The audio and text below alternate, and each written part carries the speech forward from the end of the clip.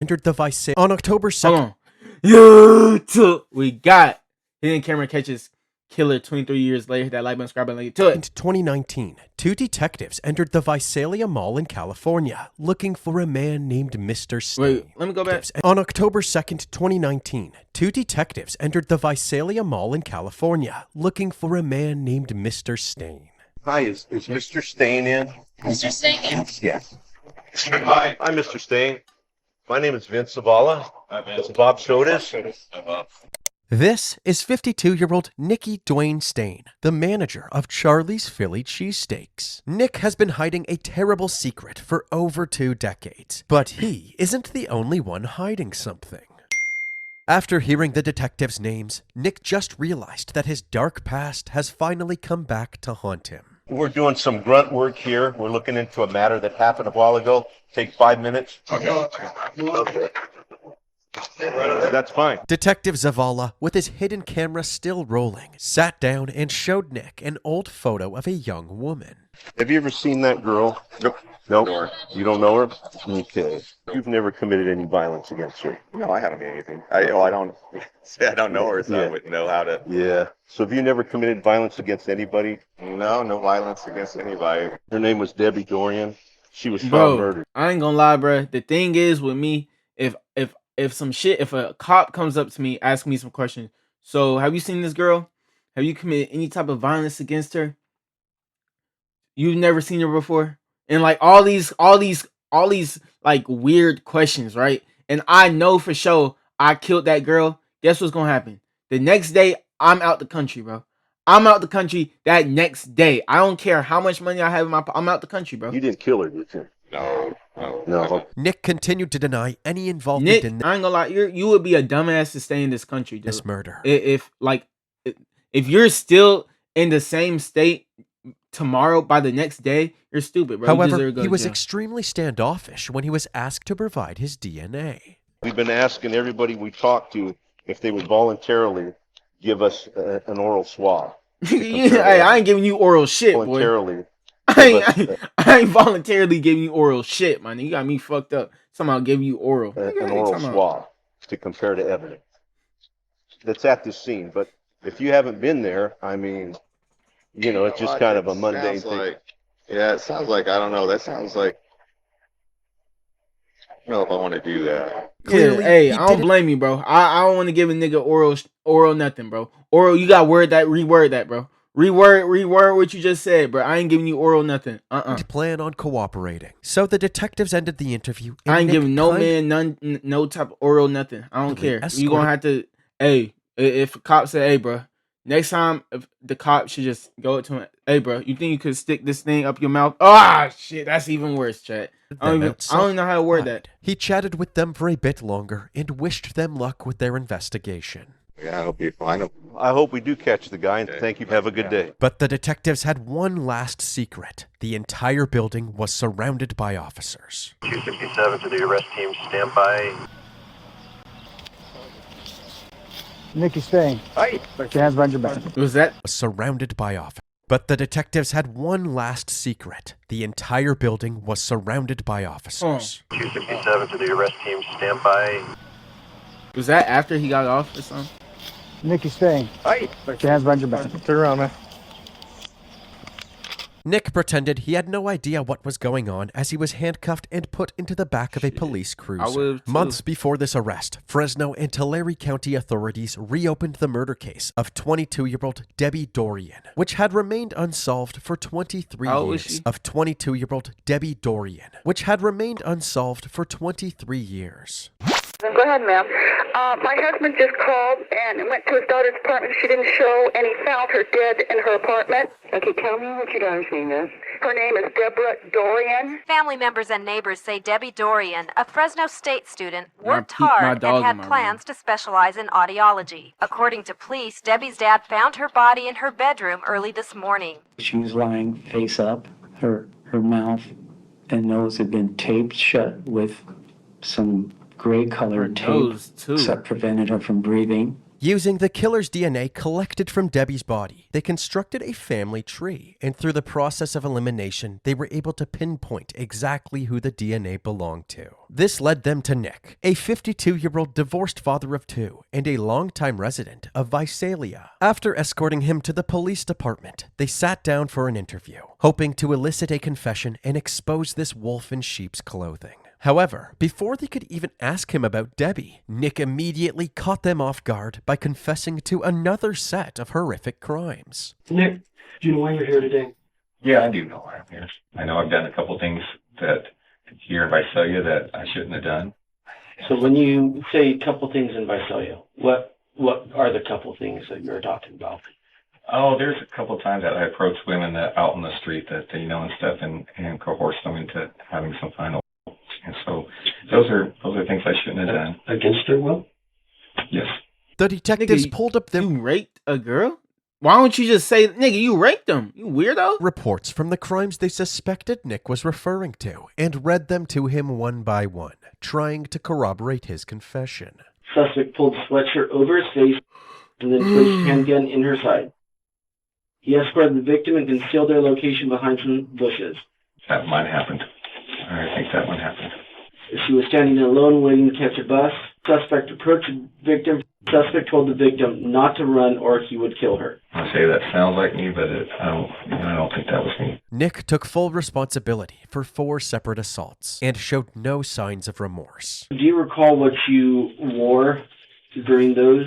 I recall wearing a hoodie. This is something I had. When they fuck! I gotta react to the Kevin Stefanski Falcon shit, bro. After this. Asked Nick why he would commit such vile crimes. He said that his past trauma had led him down the wrong path. Fuck your past trauma, bro. Your past trauma don't got nothing to do with why you raped these 4 girls, bro. Why you raped these 4 girls and why you killed, what he say, one?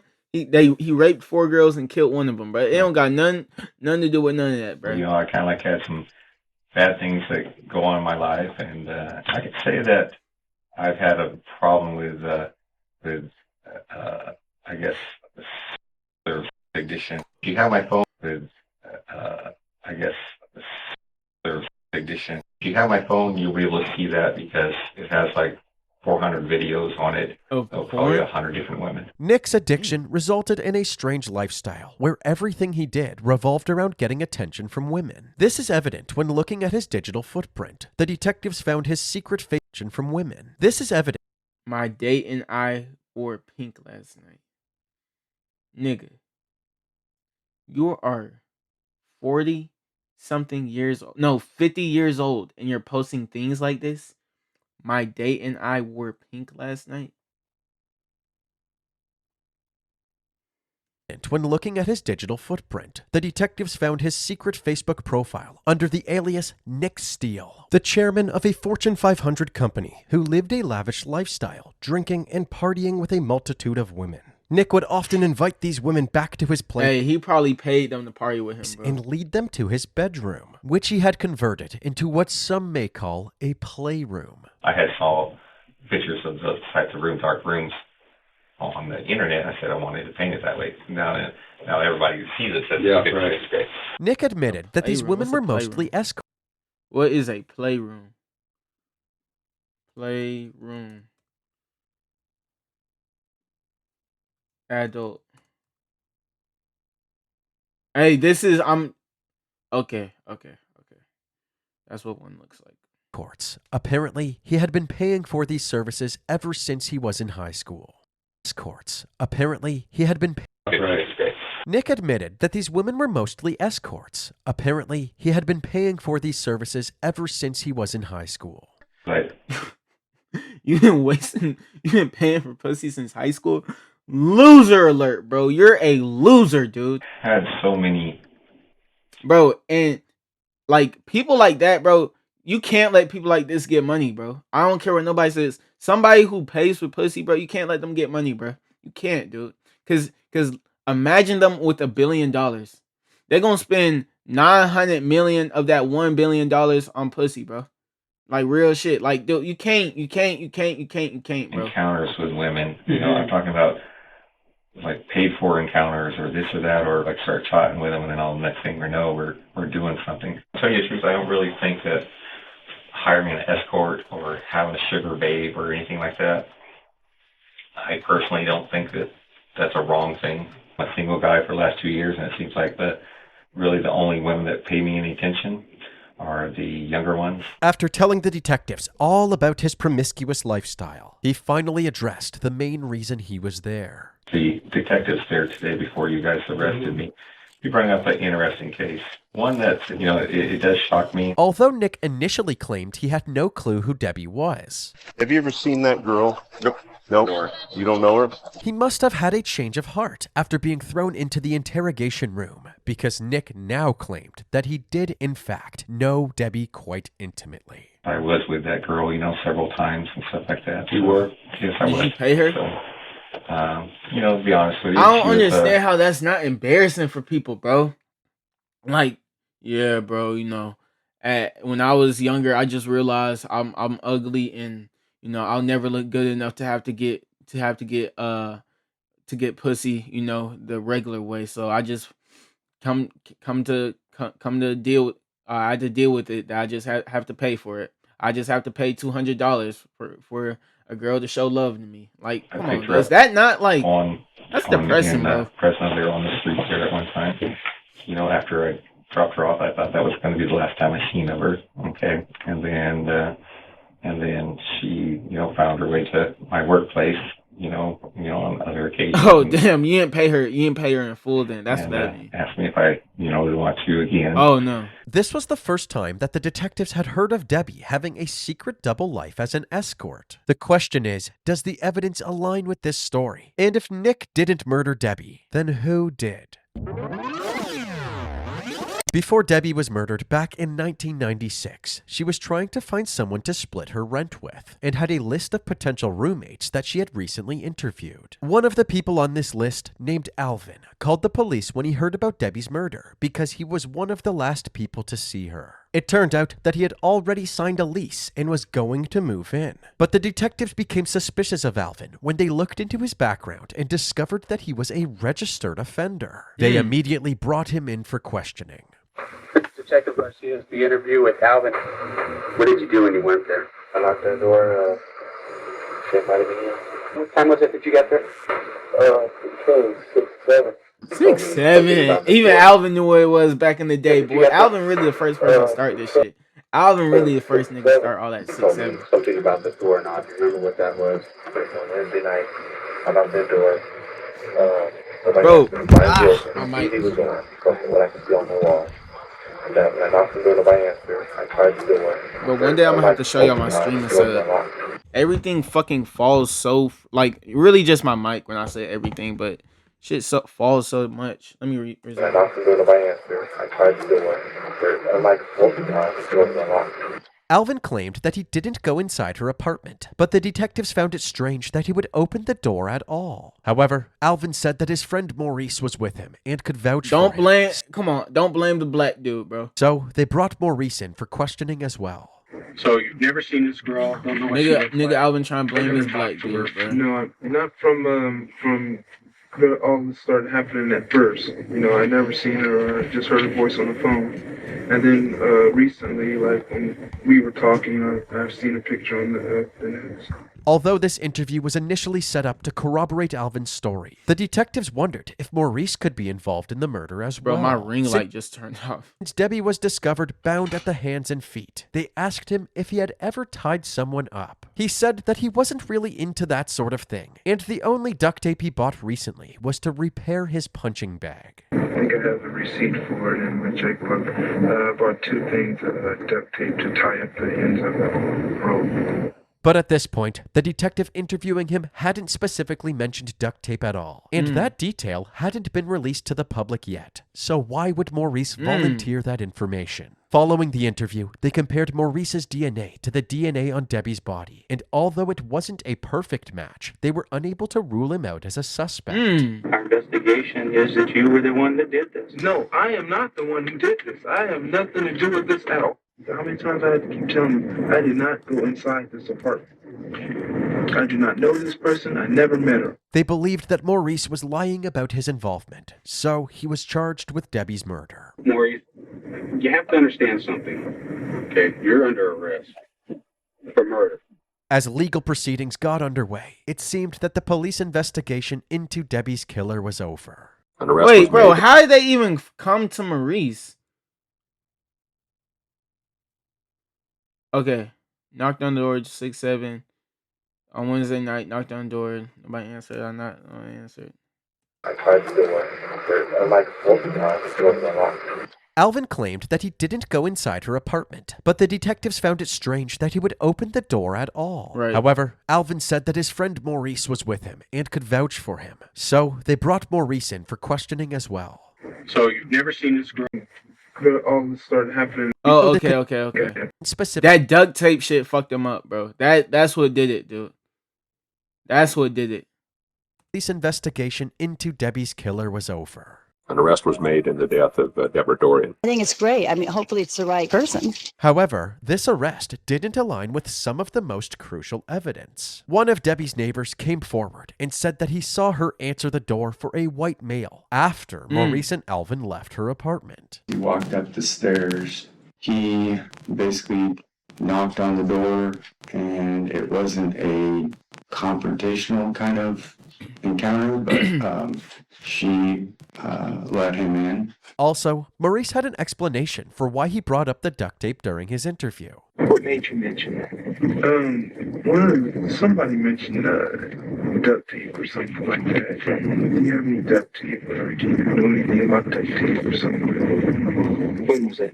That was when I first came to question. This explanation was never verified by the police. They also tested the duct tape at his house and determined that it wasn't even the same kind of duct tape that was used on Debbie. On top of all of this took place less than a year after the high-profile O.J. Simpson trial, which heavily revolved around DNA. So there was a lot of pressure on the police to be thorough and accurate with their DNA testing. The authorities felt obliged to redo Maurice's DNA test, and this time they were able to rule him out as a suspect. Boy, you talking about a lawsuit? Bruh, I would be suing everybody involved in finding me guilty if I was Maurice, bro. I'd be suing the judge. I'd be suing the judge clerk. I'd be suing the cop, the bailiff. I'd be suing the attorney. I'd be suing the person defending me, bro. Cause how you couldn't defend me to the point to where they found me guilty, bro? How you couldn't defend? I'll be suing the person who's defending me too. I'll be suing you too, bro. You're not safe. Nobody's safe. I'm suing everybody involved, everybody who was in that court when they said guilty. I'm suing, bro. I'm suing the jurors. I'm suing the people who made the paper that you write on, or not that you write, that the judge reads off. We, the jury, find the defendant not guilty, or we, the jury, find the defendant guilty. I'm suing whoever made that paper. I'm suing. Were dropped, and he was once again a free man. Maurice Dixon walked into court shackled at the hands and feet. He had been in custody for a little more than 2 weeks. Tonight, he is free.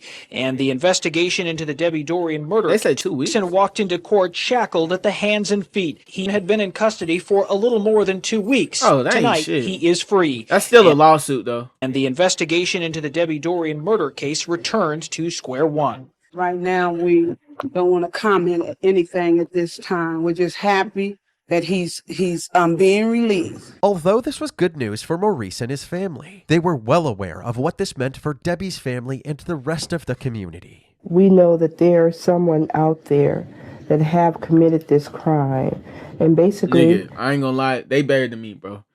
I would have said, F that family. I would have said, fuck that family, bro. I just got off. I mean, well, really, the family didn't. It's not like the family, like, I don't know what y'all would have done, bro. I would have said I probably wouldn't have cared too much for that family for like the first, like, bro, like I was just in jail, bro, fighting for my life for 2 weeks straight, bro.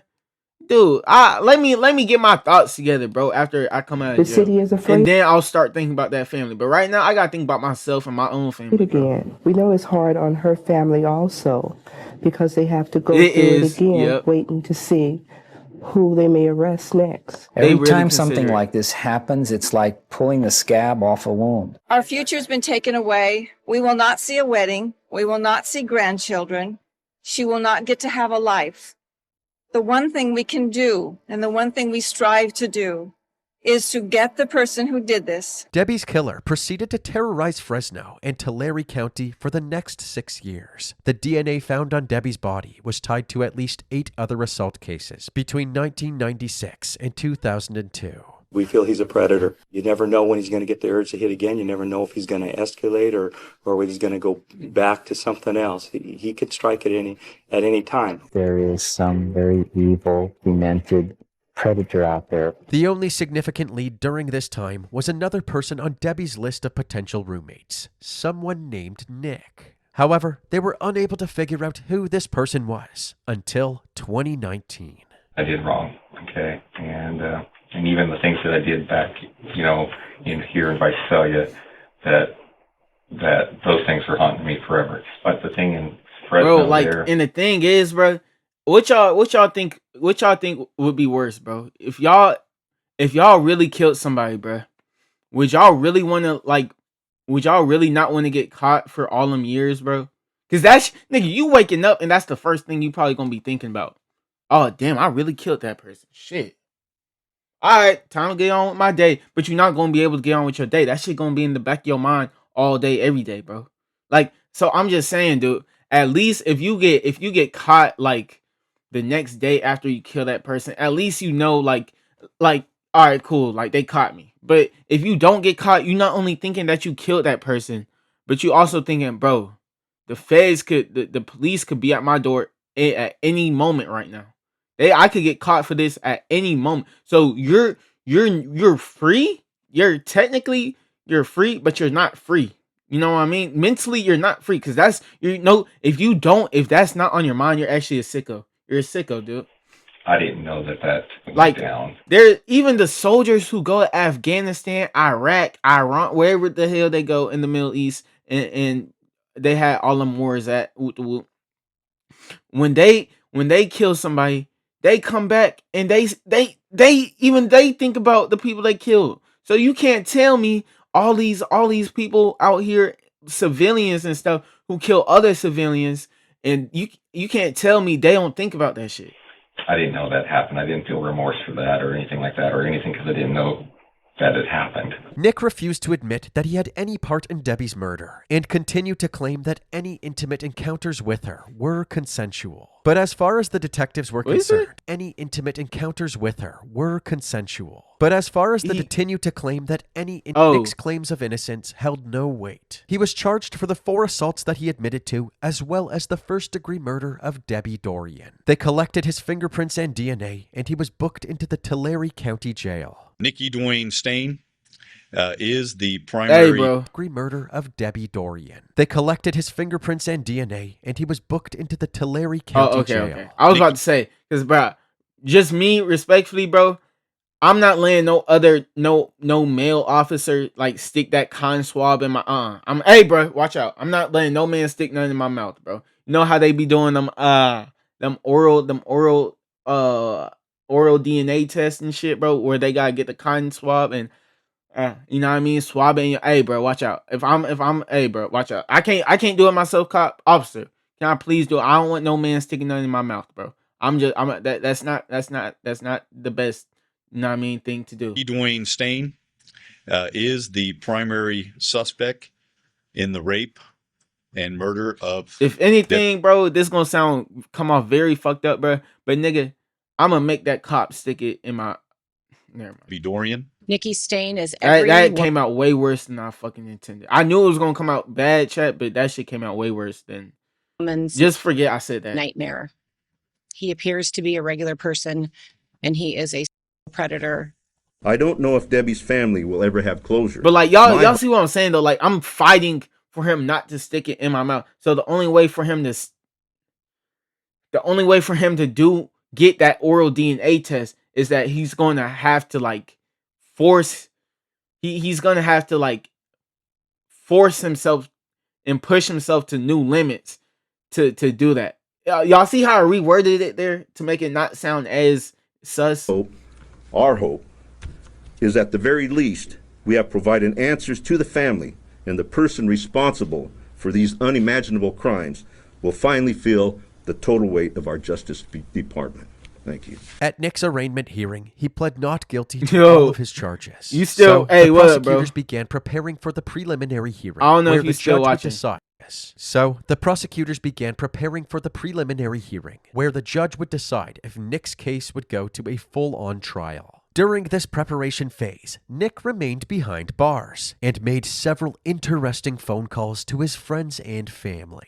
This call is from a correction facility and is subject to monitoring and recording. Can you hear me, Nick? Yeah, I can hear you. You know what?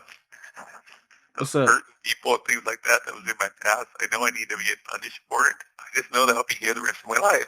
Nick left little room for interpretation as he confessed to his crimes, but his friend couldn't seem to grasp what he was saying. But you're innocent till you're proven guilty in my book. You know what you did, we don't. We're going to say that you're innocent until they prove otherwise, my opinion. Oh, bro, if y'all friend get proven, or if he get taken to jail for murder, bro, are y'all gonna be like, bro? I ain't gonna lie, I'm gonna keep it a stack, bro. Depending on the friend it is, bro, I'm gonna believe the court system. I'm gonna believe the court system if they say he did it. If they say he did it for some of my friends I got, bro. Well, actually, no, I don't hang out with them type of friends, bro. But yeah, y'all get what I'm trying to say. Hello? If I ever did hang out with you know what I mean, those type of friends, bro, those people, and the court system said he did kill somebody, bro, I'm gonna believe the court system. Mom. But I don't hang out with those type of people. Are you innocent of any of those crimes? No, not really, Mom. I'm not like involved in all of them. Nigga, at least lie. I'm guilty. You know, I did some bad things. What do you say as a mom? Hide them. You know, I mean, I'm ashamed of them, but you know, they're there now, so it's just like, you know, quit running from it, just take it. The prosecutors knew they struck gold after hearing these phone calls and made them a focal point during Nick's preliminary hearing on November 28th, 2023. He said 20 years ago he had done some bad things and hurt some people, and he needed to pay for what he did. She said that he had been struggling with demons all his life, and he said, I can't say I don't deserve. See? I just heard him. I'm struggling with demons, but now he seeing demons after he killed them people. I'm telling y'all, bro, even if y'all don't get caught, y'all still gonna be living locked up, bro, mentally. What's coming it's not to worth me, it. because I do. They went through the rest of the evidence as well, including his interrogation, the DNA tests, and Debbie's list of potential roommates. And what does it say by number 6? By number 6, it has the name Nick, and then scratched out, or Rick. They even tracked down the witness who saw Nick on Debbie's doorstep. Do you see that person in the courtroom today? Yes. And could you point at him and tell me what color he's wearing? Right now? Yes. Red.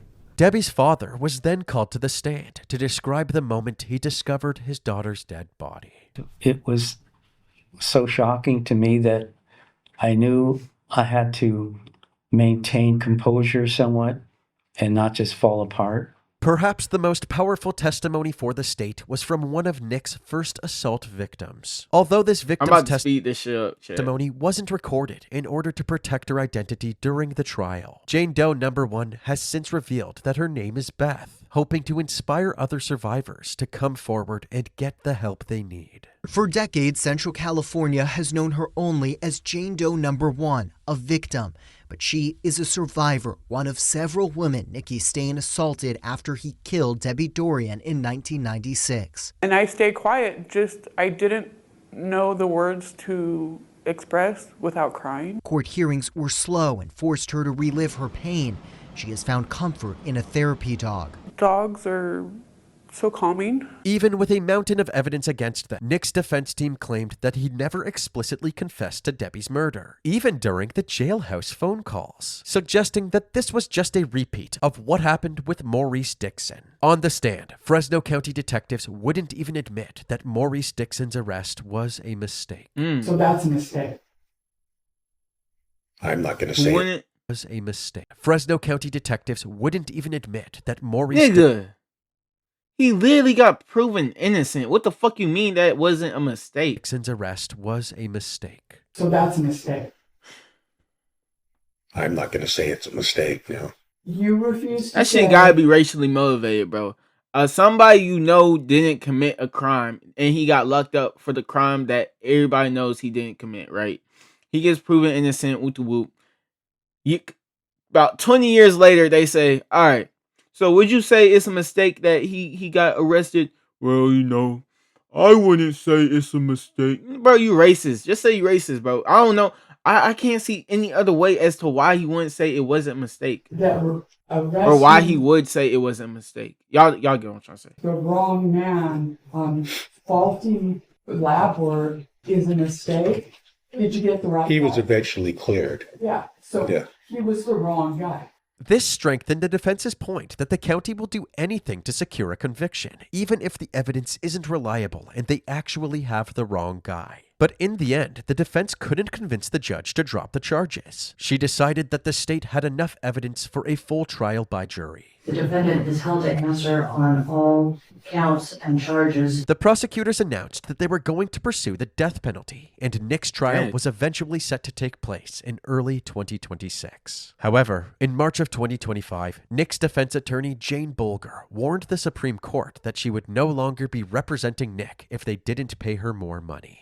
And that is not lightly done. He needs to have effective counsel, and effective counsel needs to be able to work so many hours and days. In 5 years, I've been paid $43,000. 43 bands? For a death penalty case. If Bolger withdraws, bro, you're getting scammed, dude. The county. I would have, bro. I ain't gonna lie. I would have quit after the third year. The third year, bro, I'm quitting, dude. No, second year. Really? No, after 6 months, I would quit, bro. Like, dude, we making it as a lawyer. If I were to ever be a lawyer, bro, we making it straight right now, bro. I'm making you pay me $1 million, bro. That's my starting rate for any type of case like this. Any case that involves a murder and you want me to defend you, bro, $1 million, bro. Up front right now from the jump, bro. And if you beat the case, you gotta give me $5 million, bro. I don't care how you get it. I don't care where you get it from. Just make sure you get it to me when that shit get over with. You hear what I'm saying, boy? Would have to find new attorneys for Stain, which would mean additional years of delay. It would take 3 years to go through everything. Thankfully, Debbie's family wouldn't have to wait that long for a trial, because a couple months later, on May 15th, 2025, Nick unexpectedly pled guilty to all of his charges. First degree murder.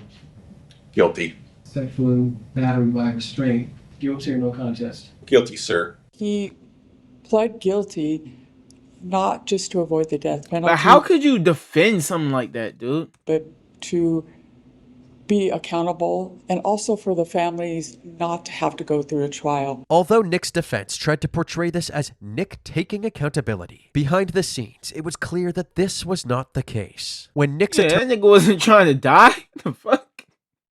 Of course, bro. Nigga, if you tell me, bro, all right, bro, if you plead guilty to this case, we're not going to give you the death penalty. If you plead not guilty, we're going to give you the death penalty. And I know I did it. Guilty. I'm guilty to everything, bro. I'm not trying to die. What? Attorney initially proposed a plea deal. He only wanted to plead guilty to Debbie's murder and wanted all of the assault charges to be dropped. But the prosecutors held their ground, and Nick ultimately agreed to plead guilty to all charges as long as he was protected from the death penalty. Debbie's family knew that Nick's decision was purely for his own benefit, but were still grateful that Debbie's killer was finally being locked up. And I ain't gonna lie, bro, life in prison, bro, low-key worse than the death penalty. He admitted to what he did. Because you have to live, like, nigga, I'd be damned, bro, if I had to spend the rest of my life in prison, bro. The hell? Like, nigga got me fucked up. Like, with the food they served, hold on, bro. Let's just see jail food or prison food, whatever. Nigga, you think I'm eating this shit for the rest of my life, bro? I'll get y'all $500 right now to somebody who can name what this is right here. To anybody who can name what this is right here, what my mouse is over, I'll give y'all $500, bro. Y'all can't, dude. Y'all see how they try to make low key. This don't look that bad. Should look like a school lunch right here. Like no bullshit. That actually looks not that bad. Like yeah, but y'all see what I'm trying to say, bro? Like I'm not, bro. Like, and then commissary. And we don't have to Commissary, bro. It's just junk food, dude. prove it or argue it or debate it. It's done. We asked what Dorian would think. She's Hey, going, rest in peace to her Yahoo, too. I Mom. forgot. Yeah. What Dorian would think. She's going, Yahoo, Mom. Yeah. Nick's sentencing hearing took place on June 12, 2025. Before the judge would announce his punishment, several people were given the opportunity to give an impact statement, including Jane Doe number 1, aka Beth. My life changed forever that day. I tried moving on. I have tried to forget, to be every man was him. I was always scared, having these thoughts in my head and flashbacks. The night playing over and over again in my head. I didn't care about my future. As far as I knew it, I didn't have one. Debbie's mom was next up to the podium, and she expressed the pain and grief that she was forced to endure. I have suffered days, months, and years of pain. 29 Christmases and almost 29 birthdays. The first thing you think of when you wake up is, Deb is dead. How do you live when a joy of your life has been extinguished? She then read a passage that she had written from Debbie's perspective. Adrenaline flooded my body. I screamed and screamed. Bro, like, what do you do if, like, I ain't gonna lie, bro. I hope, not I hope, I would never, like, if I were ever in this circumstance, bro, which, you know what I mean, God forbid something like that ever happens, bro. If I'm ever in this circumstance, I did all this with the whoop, bro. Nigga, I'm not listening to all them people talking, dude. I don't care. Like, nigga, just give me my sentence, bro. Just how many years I got? Like, if the mom, you ruined my life. Hey, judge, how many years I got, bro? I ain't gonna lie, bro. I know what I did was fucked up, judge. How many years I got, bro? Because I mean, well, the mom, hearing from the mom isn't bad. Hearing from like, because I seen some cases, bro. I just want to say what I said just now. Like, it was I was wrong, right? I should have said hearing from all these other, like, because I seen some cases, bro. You hear from cousins, auntie, hey, bro. I ain't gonna lie. Mom, dad, brother, like immediate family, cool, bro. Other than that, bro, we don't need a therapy session. Or not a therapy. Y'all get what I'm trying. We don't need all these people talking. Stop. He wrapped my head in duct tape, covering my mouth. I couldn't breathe. Everything went dark. I knew my life was over. I would never take a hike with John, the love of my life. Spend time with my mom. I wouldn't have a wedding. I wouldn't be a beautiful bride. My dad wouldn't walk me down the aisle. I knew my death would break my mom's heart and change my dad forever. The pain that they suffer is deeper than anyone can know. Despite the tragic circumstances, she ended her impact statement with a silver lining. Though he took my precious Deb, he did not take my soul. I am wiser and stronger than ever from having to go through this ordeal. He has the rest of his life to pay for what he did, and he will pay for his evil actions. In the end, Nikki Dwayne Stain was given a life sentence without the possibility of parole. At this point, sir, you are remanded into custody of Fairland County Sheriff to begin serving your time. He currently resides at the California Medical Facility in Vacaville and will spend the rest of his natural life with the California Department of Corrections. You know, I planted a tree the Christmas after Deborah was killed, and that tree is 50 feet tall and 3 feet around. That's a long time to grow. It reminds me of how long it's been that we've been working on this case. After decades of pain, perseverance, and unwavering determination, we can finally say that justice, at least some kind of justice, has been served for Debbie Dorian and her family and the other survivors of the monster that is Nikki Stain. Hey, yep. Rest in peace, bro. Is that it? No, it's not Well, it. I tell her I love her every day, so I think she knows. And, you know, you miss seeing her wedding. You miss seeing holidays. You miss what she looked like. You know, she was a feisty, wonderful person. You knew when she was beautiful. And, yeah, it's just what she was.